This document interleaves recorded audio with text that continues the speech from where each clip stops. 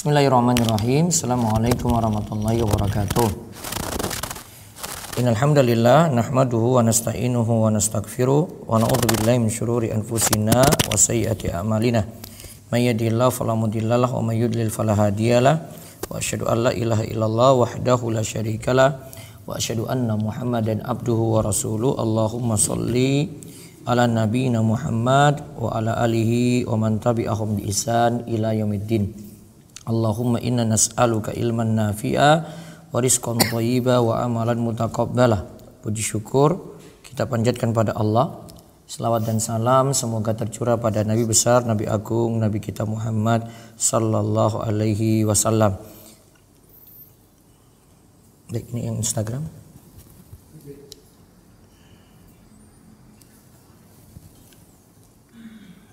Baik pemirsa sekalian yang semoga senantiasa dirahmati oleh Allah, pada kesempatan pagi ini kita akan kembali melanjutkan bahasan dari kajian rutin kita Panduan Ramadan Kontemporer, di mana kita telah masuk pembahasan terakhir itu mengenai orang-orang yang dapat keringanan untuk tidak berpuasa. Orang-orang yang dapat keringanan untuk tidak berpuasa. Dan pembahasan kita selanjutnya nanti tentang masalah puasa kontemporer. Satu bahasan sudah kita bahas, yaitu tentang obat penghalang haid ketika puasa. Intinya masih dibolehkan, namun kalau seorang wanita ridho dengan takdir Allah itu lebih baik. Pemirsa sekalian yang semoga senantiasa dirahmati oleh Allah. Kemudian bahasa selanjutnya lagi kita teruskan, ada dua permasalahan tentang masalah puasa kontemporer yang kaitannya dengan berpuasa pada musim yang lebih panjang siangnya, berpuasa pada musim yang malamnya itu singkat, dan berpuasa di daerah yang kita menuju ke sana ada perbedaan waktu dengan tempat kita. Misalnya kita naik pesawat ke daerah barat, ke arah barat, yang nanti tempat tujuan dengan tempat asal kita selisih 4 jam misalnya. Misalnya kita mau pergi umroh ke Saudi Arabia, lantas ada perbedaan waktu. Nah, manakah yang nanti dijadikan patokan waktu berbuka puasa? Apakah waktu tempat kita menuju sana, ataukah di tengah-tengah kita itu berada, ataukah pada waktu awal saat kita itu berangkat? Nah, pemirsa sekalian yang semoga senantiasa dirahmati oleh Allah Subhanahu wa taala, dan bahasan selanjutnya nanti tentang kodok puasa Ramadan. Kita akan tambahkan beberapa poin. Yang jelas bahasan ini akan merujuk pada buku kami Panduan Ramadan Kontemporer. Anda bisa dapatkan di berbagai toko yang saat ini bisa berbelanja online dengan mudah. Dan nantinya kami akan meluncing program Urmaiso Khataman dengan plus Khataman plus Tadabbur. Tadabbur dari 4 surat. Yang ini jadi surat yang biasa kita ulang-ulang bacaannya, Al-Fatihah, Al-Ikhlas, Al-Falaq, An-Nas. Nah, ini ada dalam 2 buku. Nantikan di bulan Ramadan bahasan 2 buku ini. Kemudian setiap sore bagi anak-anak, ya ayah bunda memiliki putra putri, maka buku ini bagus untuk jadi rujukan agar mereka bisa berpuasa dengan benar sejak kecil, sudah dididik untuk berpuasa dengan benar. Cari di toko-toko kami, bahkan sampai di reseller, dan bisa dicek di ruevi.store. Dan nanti di bulan Ramadan ada kajian rekaman, ya, walaupun ini rekaman, nanti kami akan upload dan publish setiap harinya di bulan Ramadan selama 30 hari. Anda akan mendapatkan tausiah-tausiah ringan dari buku kami Mutiara Nasihat Ramadan, dan mudah-mudahan jadi penyemangat kita dalam beramal soleh.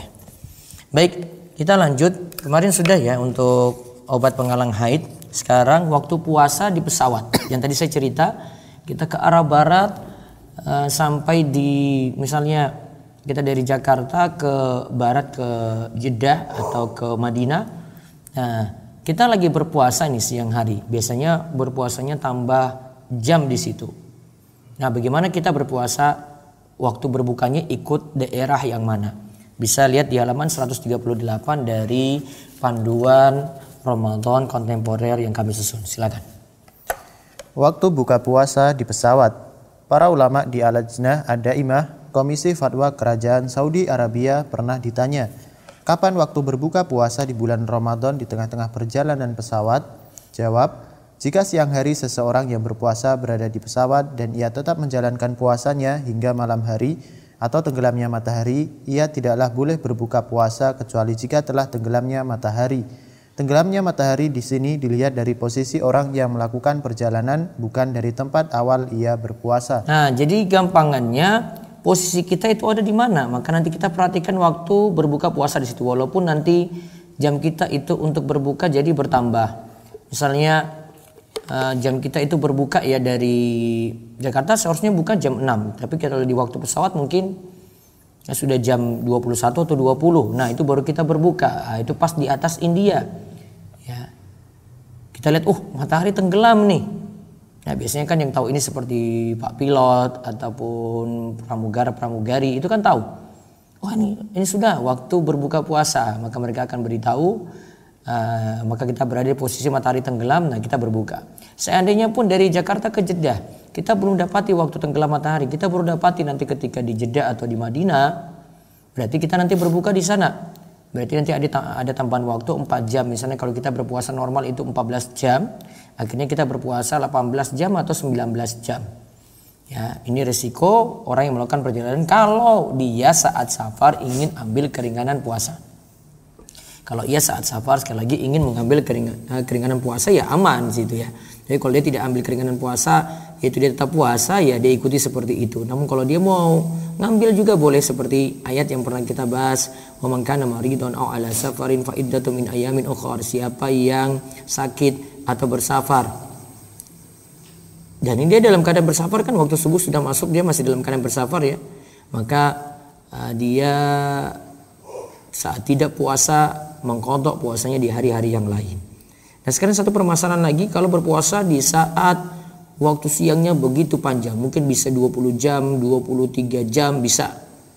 Ya. 20 jam misalnya, mungkin 20 jam, waktu malamnya cuma 4 jam saja. Dan ini terjadi ketika musim panas. Ya, kalau puasa paling enak ya musim dingin karena waktu siangnya singkat. Namun kalau musim panas waktu siangnya itu panjang. Nah, sekarang kita lihat di halaman 138 sampai 141. Ya, silakan. Di musim panas, di bagian bumi utara akan terasa waktu siang teramat lama.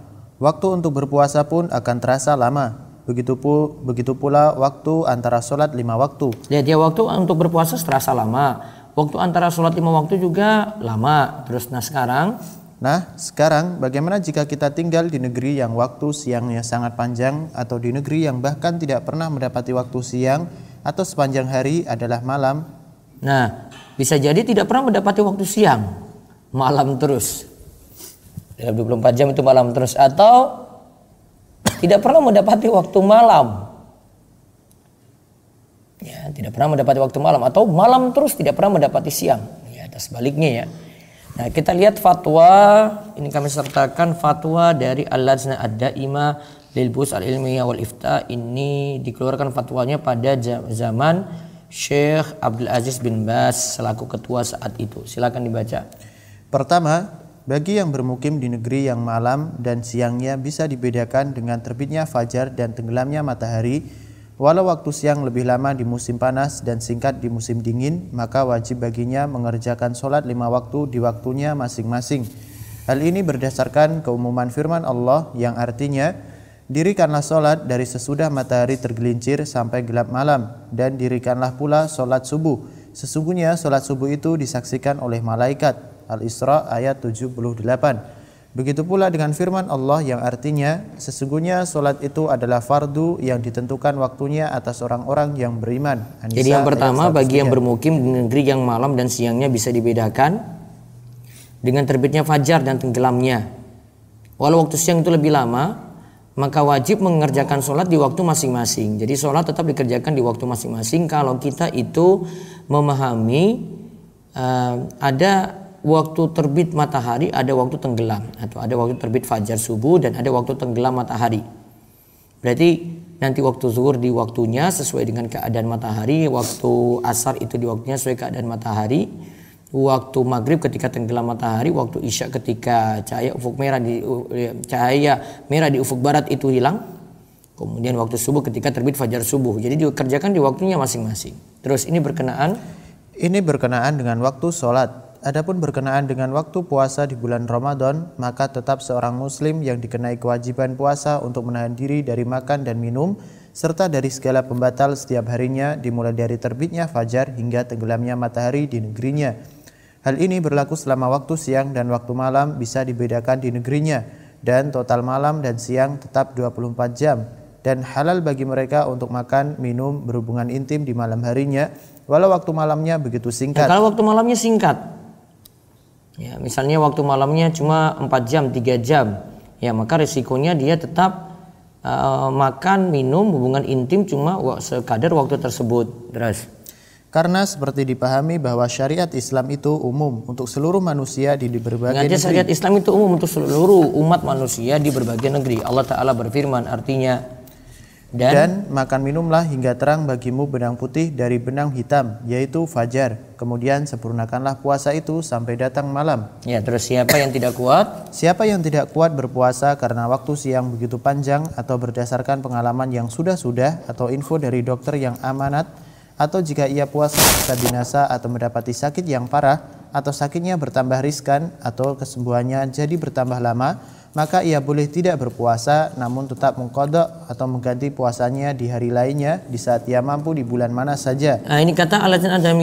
Daimah Komisi Fatwa Saudi Arabia, siapa yang tidak kuat puasa karena waktu siang begitu panjang, ya, dia dari fisiknya dia tidak kuat, atau berdasarkan pengalaman yang sudah-sudah, info dari dokter yang amanat, jika ia puasa ia bisa binasa, ya sudah dia qadha puasanya diganti di hari yang lainnya, mungkin diganti di hari yang siangnya lebih singkat, boleh. Dan ini menjalankan firman Allah Al-Baqarah ayat 286 yang artinya, baca. Karena itu, barang siapa di antara kamu hadir di negeri tempat tinggalnya di bulan itu, maka hendaklah ia berpuasa pada bulan itu. Dan barang siapa sakit atau dalam perjalanan lalu ia berbuka, maka wajiblah baginya berpuasa sebanyak hari yang ditinggalkannya itu pada hari-hari yang lain.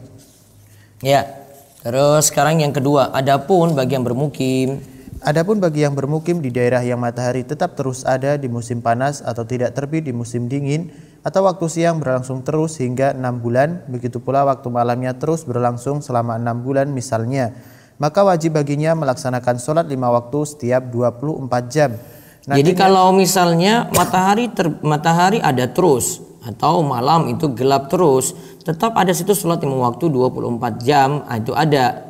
Nanti caranya bagaimana, coba dilihat. Nantinya diperkirakan batasan waktu masing-masing dengan berpatokan pada negeri yang dekat dengan negerinya, di mana negeri yang dekat tersebut telah terbedakan waktu sholat 5 waktu satu dan lainnya. Nah, kalau ini misalnya gelap terus, ya, gelap terus tidak terbit matahari, maka nantinya dia sesuaikan dengan daerah sekitar yang memang ada perbedaan antara matahari terbit dan matahari tenggelam, waktunya ada malam ada siang, maka dia sesuaikan dengan daerah yang di dekatnya. Ya, kalau mudahnya gampangnya MUI semasa majelis ulama di tempatnya berada itu nanti akan membantu dalam hal ini. Terus di antara dalilnya, Nabi SAW pernah menceritakan pada para sahabatnya mengenai Dajjal. Lalu mereka bertanya pada beliau, berapa lama Dajjal berada di muka bumi? Nabi SAW bersabda, 40 hari. Nah, ini tentang Dajjal, ya. Dajjal itu di muka bumi ada 40 hari. Terus satu harinya terasa setahun, satu harinya lagi terasa sebulan, satu harinya lagi terasa satu Jumat, dan hari-hari lainnya seperti hari-hari kalian. Mereka bertanya, apakah untuk satu hari yang terasa setahun cukup bagi kami sholat sehari? Beliau menjawab, tidak, kalian harus memperkirakan waktu-waktu sholat tersebut. Nah, terus hadis ini menunjukkan bahwa satu hari yang terasa setahun tidaklah dianggap cukup sholat satu hari, namun tetap diwajibkan sholat 5 waktu setiap 24 jam dan diperintahkan bagi mereka untuk memperkirakan waktu sholat seperti waktu biasa yang mereka jalani di negeri mereka. Nah, jadi kalau ada Dajjal misalnya tadi 40 hari, itu ada yang terasa seperti setahun, maka tetap laksanakan sholatnya, itu diwajibkan sholat itu setiap 24 jam. Diperintahkan bagi mereka untuk memperkirakan waktu sholatnya. Nah, terus Jadi wajib bagi kaum muslimin yang berada di negeri yang waktu siangnya seperti disebutkan di atas untuk menetapkan waktu sholat dengan berpatokan pada negeri yang lebih dekat dengan negeri mereka yang memiliki waktu malam dan waktu siang bisa terbedakan dalam waktu 24 jam. Nah, jadi diperkirakan waktu sholatnya sesuaikan dengan daerah yang dekat. Terus begitu pula dalam hal puasa, wajib bagi mereka berpuasa Ramadan dengan memperkirakan waktu mulainya puasa dan berakhirnya puasa. Juga waktu menahan diri untuk berpuasa dan berbuka setiap harinya dengan memperhatikan terbit fajar dan tenggelamnya matahari pada negeri yang dekat dengan negeri mereka yang waktu malam dan siangnya bisa terbedakan dan total waktu siang dan malamnya adalah 24 jam. Hal ini sebagaimana terdapat dalam hadis tentang Dajjal tadi, tidak ada beda antara puasa dan sholat dalam hal ini. Nah, jadi terjawab ya di sini ya. Jadi kalau masih bisa membedakan antara kesimpulannya ya, antara malam dan siang, maka sholat di waktunya masing-masing. Nanti dia perkirakan. Tapi kalau yang ada cuma siang saja, matahari terus ada, malam tidak ada, atau malam saja siangnya tidak ada, maka nanti diperkirakan waktu sholat tetap ada 24 jam, diperkirakan dengan memperhatikan keadaan negara yang dekat dengan mereka. Jadi kalau ada majelis ulama di situ bisa memutuskan itu lebih baik. Nah, sekarang kita lihat bahasan terakhir, kita bahas qadha puasa Ramadan. Qadha puasa Ramadan. Qadha itu artinya kita membayar puasa itu dengan puasa. Jadi puasanya diganti di hari yang lain. Terus dibaca di halaman 143. Yang dimaksud dengan qadha adalah mengerjakan suatu ibadah yang memiliki batasan waktu di luar waktunya. Mengerjakan suatu ibadah yang memiliki batasan waktu di luar waktunya. Misalnya dalam sholat ya, waktu sholat subuh sudah jelas sampai matahari terbit. Namun dia kerjakan karena ketiduran, dia kerjakan jam 7 pagi, matahari sudah terbit. Maka itu namanya mengqadha sholat.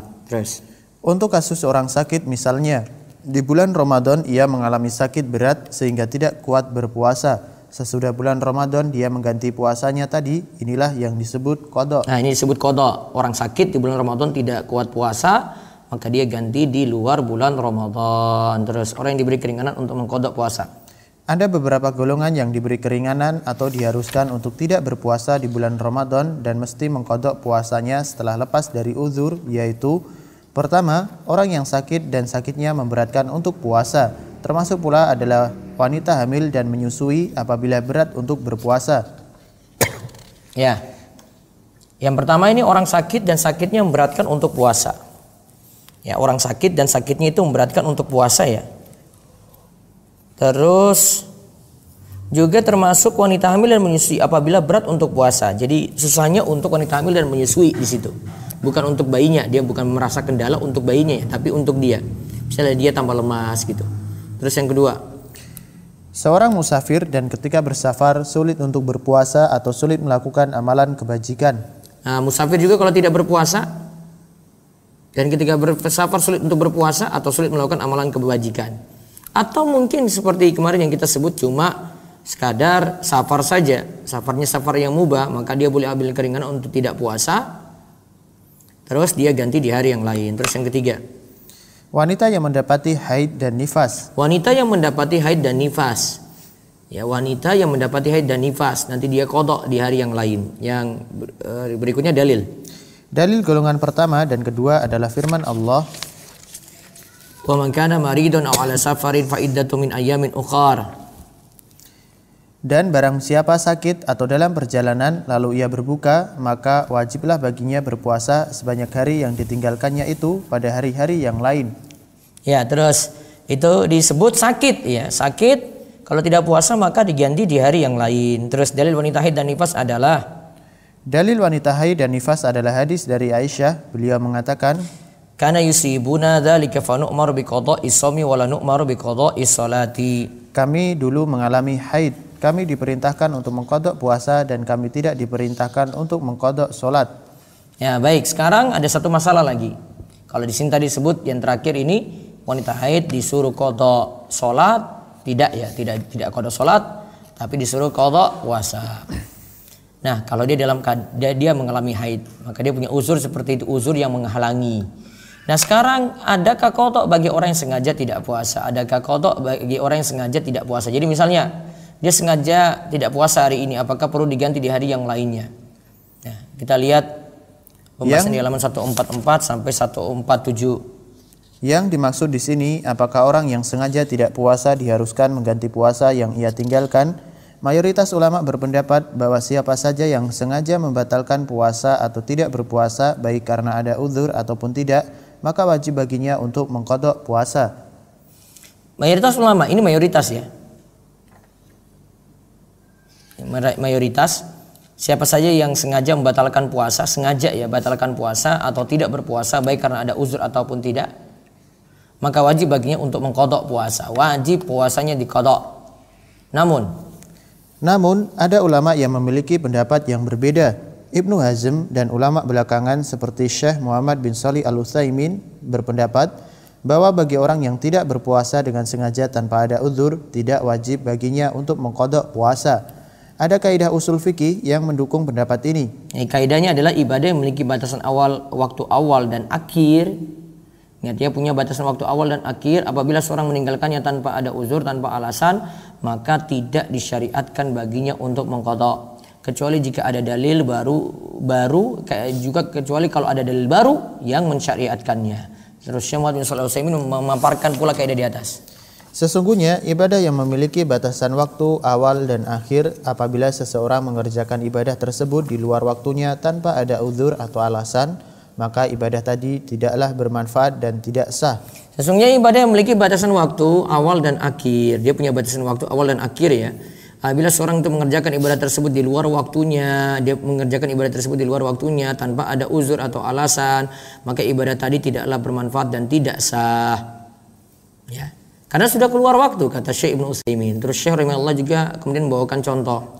Misalnya, sholat dan puasa. Apabila seseorang sengaja meninggalkan sholat hingga keluar waktunya, lalu jika dia bertanya, apakah aku wajib mengganti sholatku? Beliau menjawab, engkau tidak wajib mengganti atau mengqadha sholatmu, karena hal itu sama sekali tidak bermanfaat bagimu dan amalan tersebut akan tidak diterima.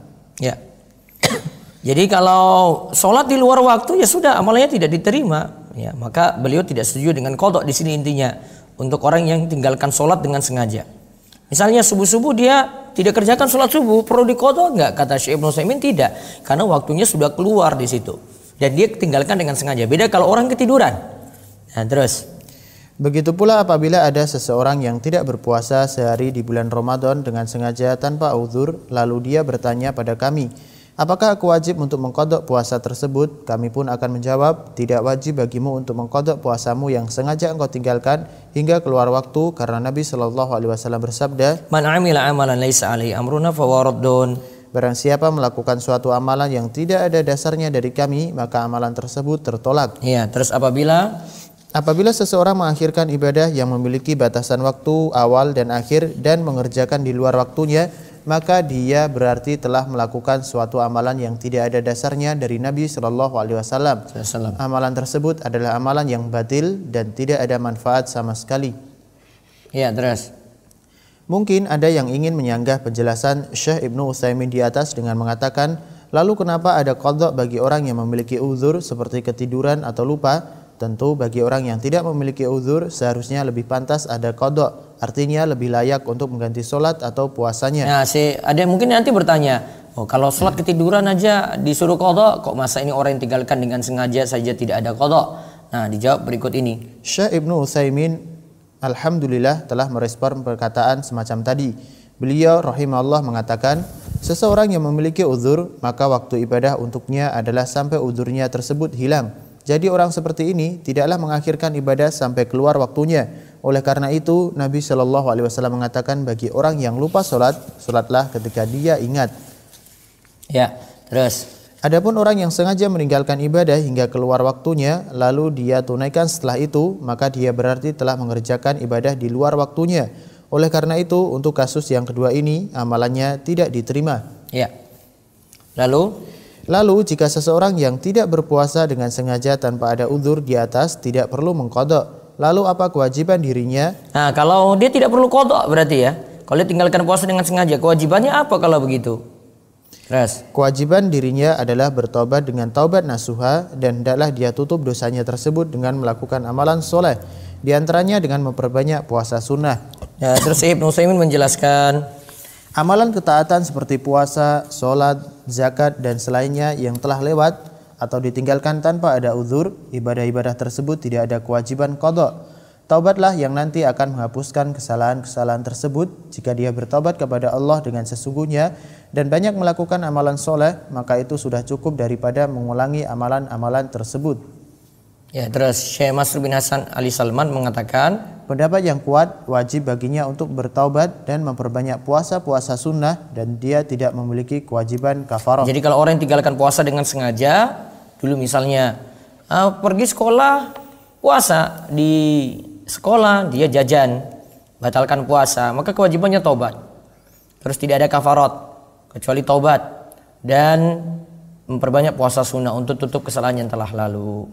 Itu kalau menurut pendapat ya minoritas ulama seperti Syekh Ibnu Utsaimin, Ibnu Hazm, dan di sini ada murid Syekh Al-Albani, Syekh Masrur bin Hasan Ali Salman. Itulah yang harus dilakukan oleh orang yang meninggalkan puasa dengan sengaja tanpa ada uzur. Dia harus bertaubat dengan ikhlas, bukan riya, menyesali dosa yang telah dia lakukan, kembali melaksanakan puasa Ramadan jika bersua kembali, bertekad untuk tidak mengulangi kesalahan yang pernah dilakukan, dan taubat tersebut dilakukan sebelum datang kematian atau sebelum matahari terbit dari sebelah barat. Iya, sebelum matahari terbit dari sebelah barat, yaitu atau sebelum itu meninggal dunia, dia harus bertobat. Karena dia tinggalkan, sekali lagi, sengaja tidak puasa, itu dosa besar. Nah, cara qada dan nantinya cara menunaikan fidyah, insya Allah kita bahas di hari Senin. Di hari Selasa kita masuk ke panduan sholat taraweh. Ya. Jadi buku ini lengkap juga dengan pembahasan amalan-amalan Ramadan. Nanti Senin kita bahas cara bayar qada puasa dan cara bayar fidyah. Wallahu a'lam bishawab. Ada pertanyaan di sini dulu? Hanif. Waalaikumsalam warahmatullahi wabarakatuh. Orang sakit di bulan Ramadan terus tidak berpuasa. Sebelum Ramadan selesai dia sudah meninggal dunia. Tapi dia punya kesempatan untuk bayar puasa enggak? Tidak, jadi sebelum Ramadan selesai sudah meninggal. Apa? Sebelum Ramadan selesai sudah meninggal dan kondisinya masih sakit. Jadi dia sakit di bulan Ramadan sampai meninggal, jadi tidak punya kesempatan untuk. Berarti tidak ada qada, tidak ada fidyah. Berarti keluarganya tidak perlu mengqada. Tidak perlu mengqada, tidak perlu membayar fidyah.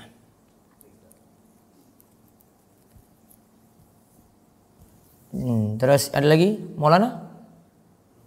Sini yang lain Tri? Gak ada. Baik, sambil kita nunggu yang nanya lewat YouTube dan Instagram maupun Facebook, silahkan bagi para jamaah yang di Zoom bisa lewat chat dulu untuk dibaca. Monggo, host bisa baca. Maulana?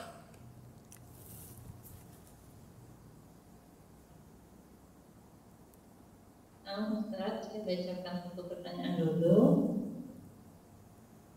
Assalamualaikum warahmatullahi wabarakatuh, Ustaz. Ya, waalaikumsalam warahmatullahi wabarakatuh. Izin bertanya di luar tema. Ya. Apakah sah bacaan sholat selain Al-Fatihah, bacaan zikir dan bacaan doanya jika tajwid dan makhraj hurufnya belum tepat? Yang penting Al-Fatihah tepat saja dulu. Kalau mau tanya sah berarti dari bacaan Al-Fatihah yang tepat. Gitu. Ya, terus yang kedua silakan dari chat lagi.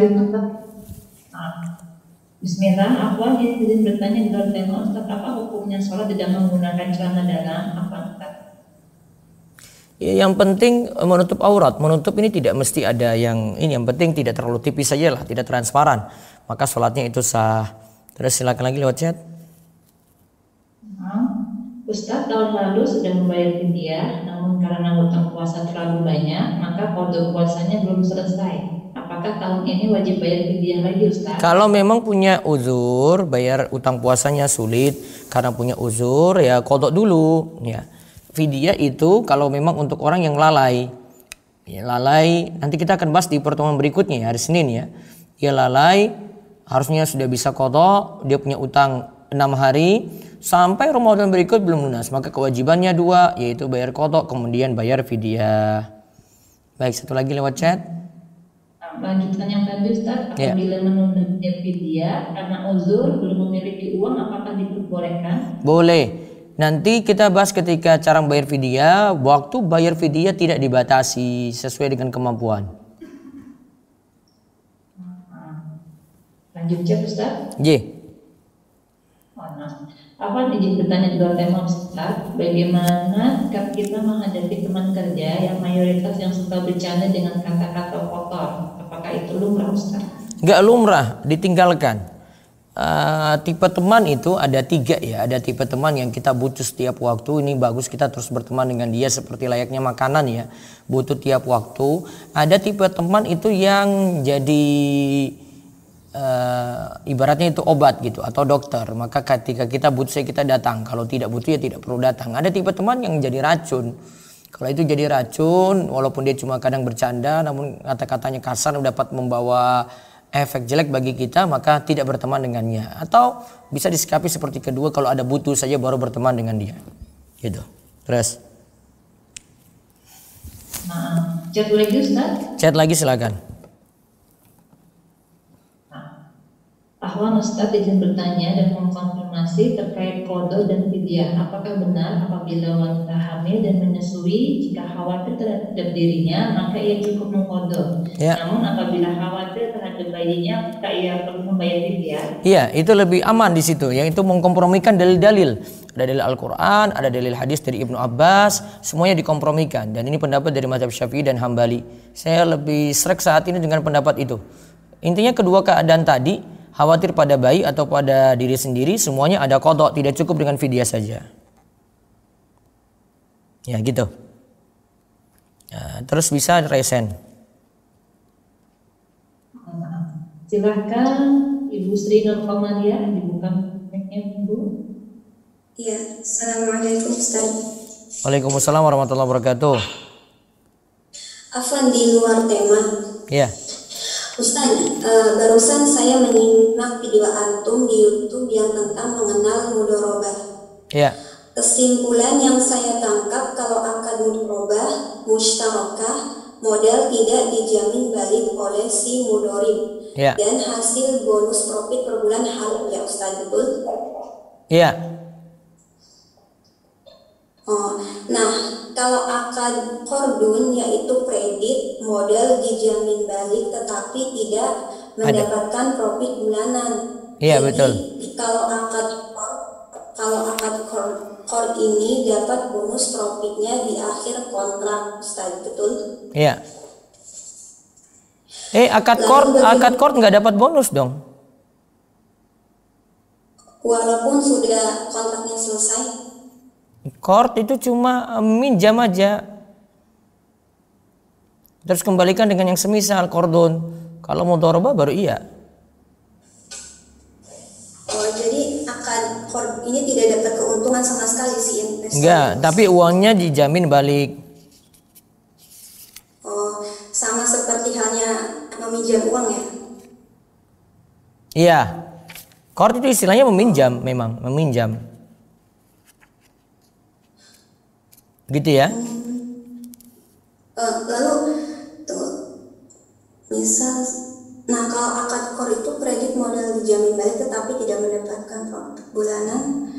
Lalu bagaimana hukumnya apabila ada toko yang dalam 1 tahun mereka menerapkan akad mudharabah tetapi dalam surat kontrak tertera modal dijamin balik di pasal 9 Enggak. kontrak nomor 3 apabila terjadi keadaan kenapa sih? Enggak ada kayak begitu. Mudharabah modal tidak dijamin balik. Kalau dia pakai tulis mudharabah tapi modal dijamin balik, maka sejatinya itu cuma istilah dia saja, tapi sejatinya itu qardun, memberikan pinjaman.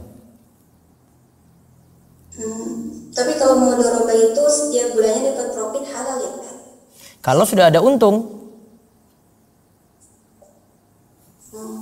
Kalau sudah ada untung, misalnya di warungnya itu ya untungnya ada gitu.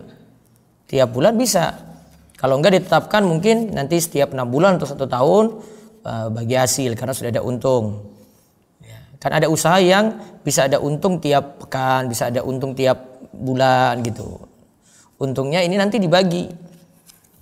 Kalau belum ada untung nggak boleh bagi hasil. Ya setiap bulannya mereka mendapatkan penjualan sekian gitu kan akan dibagi. Iya. Tapi dalam surat kontrak ini si toko itu katanya apabila terjadi keadaan bencana alam maka penyelesaian masalah diatur sesuai dengan kesepakatan kekeluargaan atau merujuk pada peraturan undang-undang yang berlaku. Itu surat kontraknya Ustaz. Pokoknya itu seperti yang tadi sudah jamin balik. Iya, itu masalah dijamin balik tadi itu yang masalah kontrak itu.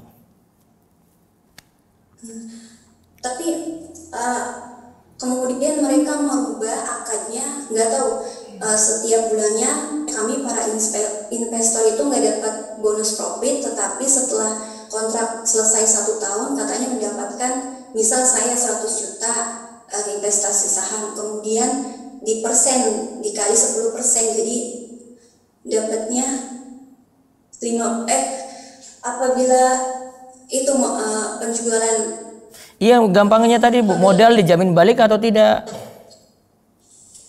Iya katanya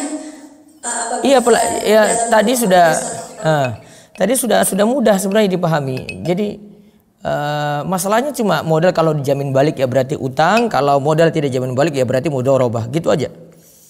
Jika modal dijamin balik kok dapat untung, nah jadi masalah. Karena sistem riba itu tidak pernah mau rugi. Mau pokoknya modalnya dijamin balik. Pahami ini saja. Akad tadi akan mudah dipahami. Ya paham. Tetapi mereka merubah lagi akadnya. Nggak tahu ini namanya qardun apa mudharabah. Tapi mereka bilang katanya mudharabah. Tetapi saya kontraknya 1 tahun ya misal. Kemudian dalam kurun waktu 1 tahun si toko itu mendapatkan penjualan 500 juta. Jadi untuk saya kan berarti 10% dikali 10%. Iya tadi kembali ke situ Bu. Mau pahaminya kayak tadi sama. Ibu putar-putar dengan problem apapun sama itu tadi. Memahami qardun sama mudharabah sama saja.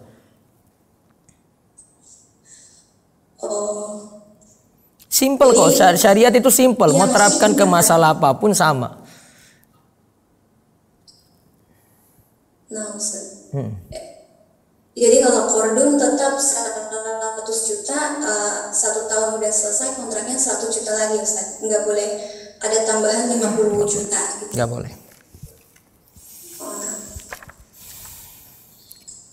Baik, cukup ya. Jadi kalau cukup Ustaz. Ya. Kalau qardun itu 100 tetap 100 baliknya ya? Iya. Kontraknya 1 tahun? Iya. Oh iya, terima kasih. Jazakallahu khairan. Baik, berikutnya lagi silakan. Nah, silakan Ramdan Lamadji bertanya. Assalamualaikum warahmatullahi wabarakatuh. Ya, waalaikumsalam warahmatullahi wabarakatuh. Ya Ustaz, saya mau tanya yang tadi malam itu cara mendaftar untuk masuk ke aplikasi yang tadi malam Ustaz launching itu gimana ya Ustaz? Soalnya di daerah saya jaringannya kurang bagus, jadi nggak putus-putus. Jadi akhirnya saya akhiri live streamingnya Ustaz. Soalnya nggak bisa ini. Nanti kita sebarin lagi infonya, masih belum ketika H-1 atau H-2 baru jadi insya Allah. Tapi kita sudah paparkan nih. Nanti dengar rekamannya aja, putar rekamannya ulang aja. Gitu ya? Nah, jazakallahu khairan. Yo ya kom. Ya. Berikutnya lagi silakan. Hani Abu Ubay, tafadhol bertanya. Assalamualaikum Ustaz. Iya, waalaikumsalam warahmatullahi wabarakatuh.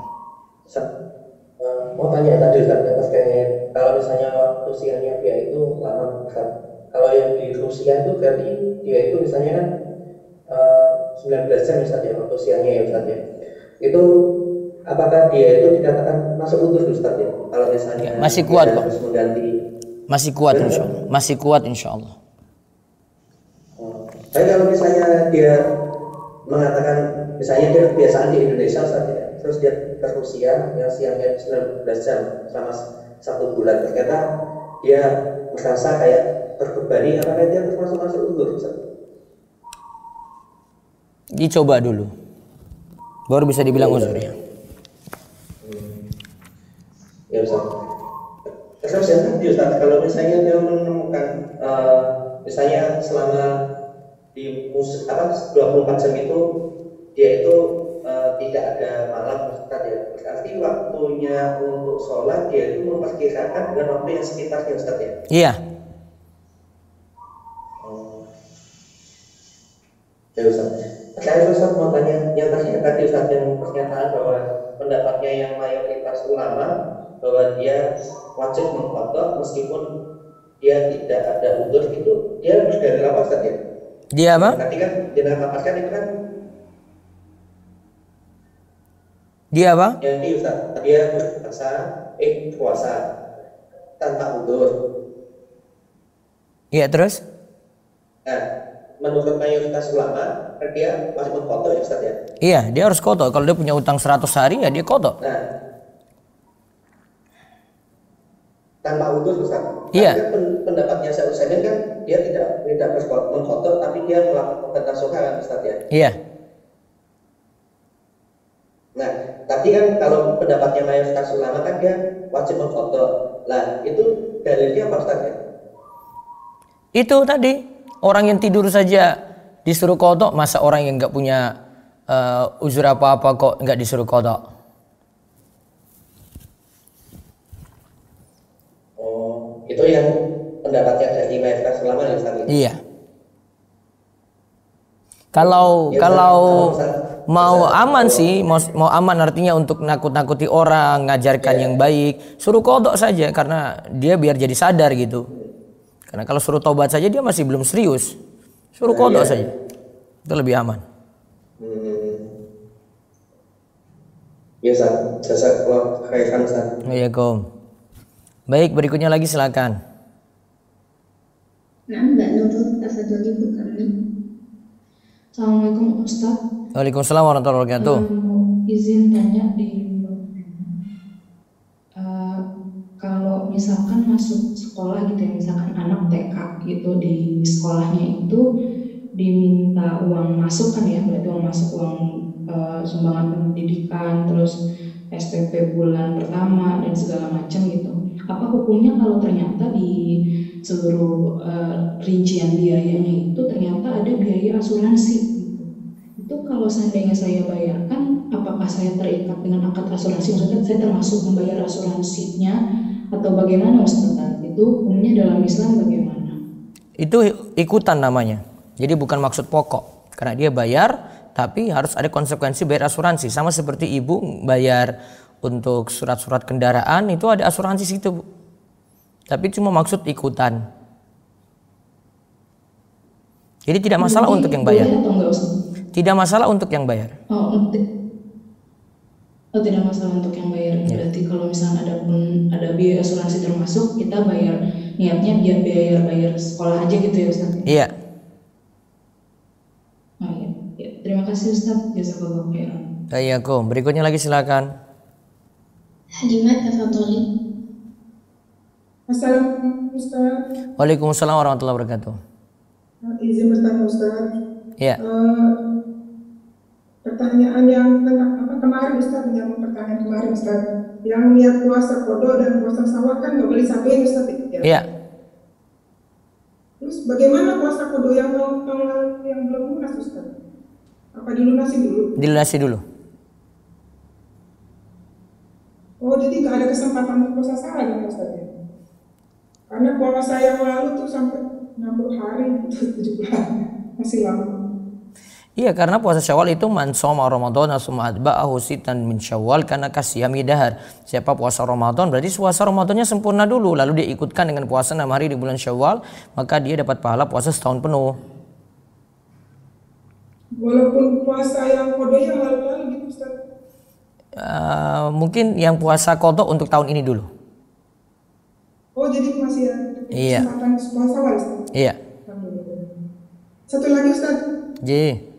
Puasa qadha dikerjakan pada hari Senin Kamis itu maksudnya bisa jadi 2 pahala Ustaz ya? Bisa, tapi niatan pokoknya tetap qadha ya. Oh, jadi gitu, dapat Kamis itu Enggak, puasa kodok juga gitu ya? Iya, kodok, tetap niatan pokoknya kodok. Oh iya, baik Ustaz. Oh ya, terima kasih Ustaz. Iya. Baik, Assalamualaikum warahmatullahi wabarakatuh. Ya, silakan lagi berikutnya.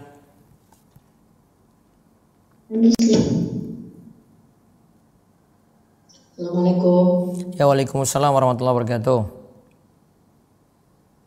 Ustaz mau tanya di pertanyaan ini tentang bacaan sholat itu kan untuk sholat subuh, maghrib isya itu kan dijaharkan gitu kan. Itu berlaku untuk sholat jamaah aja atau untuk munfarid juga ya? Asalnya untuk sholat berjamaah dulu, namun kalau sholat sendirian cukup suaranya terdengar sendiri gitu. Untuk dirinya saja. Oh, berarti kalau yang terdengar untuk yang terdengar oleh orang lain itu hanya ketika berjamaah ya Ustaz? Iya, karena yang fungsinya untuk sholat sendiri ya untuk dia sendiri berarti. Oh iya. Lalu ada pertanyaan lagi Ustaz. Iya. Ini tentang zakat yang kemarin. Kalau misalkan zakat mal ya, itu pembayarannya misalkan kita lewat, misalkan kayak Ustaz itu kan ada yang donasi-donasi kayak gitu, itu bisa ke situ apa enggak ya Ustaz? Tergantung, ini donasi untuk apa? Kalau donasi untuk masjid enggak. Kalau donasi untuk bencana bisa. Kalau donasi untuk jalan, itu bukan tempatnya gitu. Tergantung, Bu. Bahkan kalau misalnya ibu salurkan ke yang memang dia kumpul zakat. Iya, atau kalau misalnya mau tanya di Darussolihin, tanya aja, ini bisa untuk pakai dana zakat gak? Nanti akan dijawab, oh nggak bisa Bu, harus dana sendiri, nah, gitu. Oh gitu, oh iya udah Ustaz. Ya. Udah cukup Ustaz. Jazakallah. Assalamualaikum. Ya, satu lagi silakan. Waalaikumsalam warahmatullahi wabarakatuh. Akhwat, tafadholi. Halo, assalamualaikum Ustaz. Waalaikumsalam warahmatullahi wabarakatuh. Silakan. Kelalaian bayar puasa itu Ustaz, ya. Itu kan harus mengkodok sama fidyah. Nah, itu fidyahnya harus bersamaan dengan bayar hutang atau bisa boleh beda? Boleh beda ya? Iya. Jazakallah Ustaz. Ya, waalaikumsalam. Waalaikumsalam warahmatullahi wabarakatuh. Silakan lagi. Hemda, tafadholi. Assalamualaikum Ustaz. Waalaikumsalam warahmatullahi wabarakatuh. Afwan di luar tema Ustaz, bagaimana yang menyikapi suami yang menyuruh untuk mencari ilmu, katanya harus yang sanadnya jelas, itu contohnya kayak para habaib kayak gitu, gimana ya Ustaz saya sebagai istri untuk menyikapinya gitu? Cari ilmu yang ilmunya benar, nggak mesti sanadnya jelas. Kalau sanadnya jelas, tapi kalau sanadnya nggak, ilmunya jadi nggak benar karena nggak tahu sanadnya didapat dari mana juga. Kan ilmu itu bukan hanya memperhatikan guru di atasnya, Bu, namun dari sisi keilmuan juga. Kalau dari sisi keilmuan, gampangannya gini deh. Orang pelajari saat ini kan orang kuliah saja, dia mau kuliah manapun itu, Bu. Kuliah di tempat manapun bisa. Tapi kan orang ini akan menyeleksi, ini dia dari kampus mana sih? Bukan dia dari keturunan siapa, namun dari kampus mana sih, gitu. Itu aja, ilmu dunia aja kayak gitu.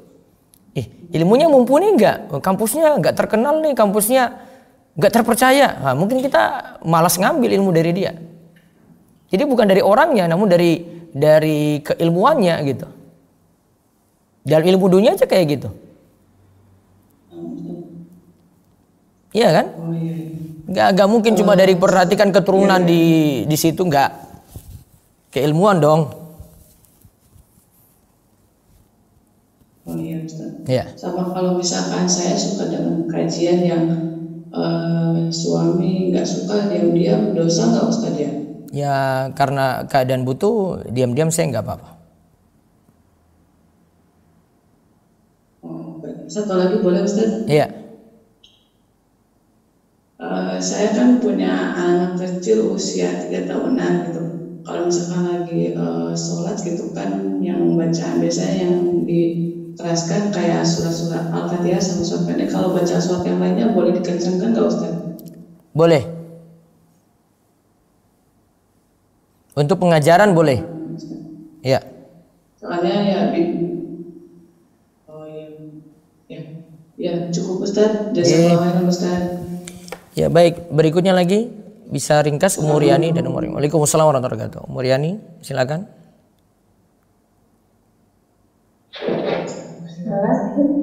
Assalamualaikum warahmatullahi wabarakatuh. Ya, waalaikumsalam warahmatullahi wabarakatuh. Ustaz, anak ingin bertanya, orang tua anak sudah lama wafat, kedua anak baru belajar hijrah. Belakangan anak pernah mendengar kalau orang tua mempunyai hutang puasa, anak yang akan mengkodoknya. Apakah itu benar? Kalau sudah meninggal dunia, kalau masih hidup enggak. Ya, anak sudah meninggal, sudah wafat, sudah lama. Kalau gitu nanti anak membayar kodok puasanya. Ustaz, kalau misalnya tidak tahu berapa jumlah puasa yang dihutang itu gimana Ustaz membayar? Semampunya, sesuai pengetahuan dia saja. Ya, cukup Ustaz, itu aja. Jazakallahu khairan. Assalamualaikum warahmatullahi wabarakatuh. Ya, satu lagi silakan Ummu Maryam. Bismillah. Assalamualaikum Ustaz. Waalaikumsalam warahmatullahi wabarakatuh. Ustaz, kalau kita terikat dengan lembaga, terus misalkan kita mau keluar tetapi diberatkan, misalkan harus bayar denda sekian-sekian. Kalau kita bayarkan itu boleh nggak sih Ustaz? Kalau kita apa? Kan kita terikat dengan lembaga. Pas pertama mau masuk itu kita udah terikat dengan MOU. Nah, kalau kita keluar kita harus bayar denda sekian-sekian. Kalau kita bayarkan misalnya kita pengen keluar, itu boleh nggak sih Ustaz? Tetap dibayar karena sesuai perjanjian. Berarti uangnya kan nggak apa-apa ya Ustaz masuk ke mereka gitu, bukan uang yang nggak jelas gitu kan Ustaz? Enggak, konsekuensi dari akad. Oh, ya. Paham. Jazakallahu khairan Ustaz. Waalaikumsalam warahmatullahi wabarakatuh. Baik, kami cukupkan. Insyaallah besok Senin lagi ketemu untuk kajian panduan Ramadan kontemporer. Mudah-mudahan jadi ilmu yang manfaat. Semoga persiapan kita semakin matang sebelum masuk bulan Ramadan. Kita tutup dengan doa kafaratul majelis. Subhanakallahumma bihamdika asyhadu an la ilaha illa anta astaghfiruka wa atubu ilaik. Assalamualaikum warahmatullahi wabarakatuh.